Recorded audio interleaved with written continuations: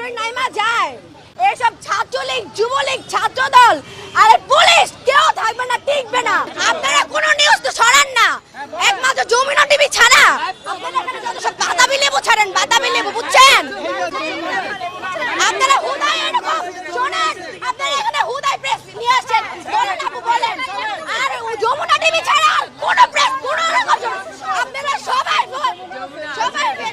Fake এখানে, সবাই হাসিনার চামচা। আপনারা একটাও ছাড়েন না, আপনারা একবার মিথ্যা কথা বলবেন না। স্যাটেলাইট এখনো ওপেন আছে, ওইখানে ছাড়েন। কোনটা ছাড়ছেন দেখান, আপনাদের এমপি চ্যানেল দেখান, কোথায় আপনারা ছাড়ছেন?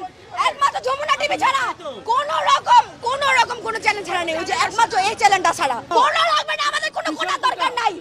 মেধা হচ্ছে মানুষের সবচেয়ে বড় কোটা। এখনই আপনার লাভ শোনেন, কোটা দিয়ে কি হবে?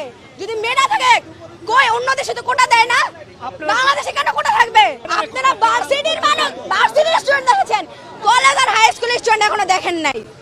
একবার যদি সব স্টুডেন্ট নাইমা যায়, এইসব ছাত্রলীগ, যুবলীগ, ছাত্রদল আর পুলিশ কেউ থাকবে না, টিকবে না।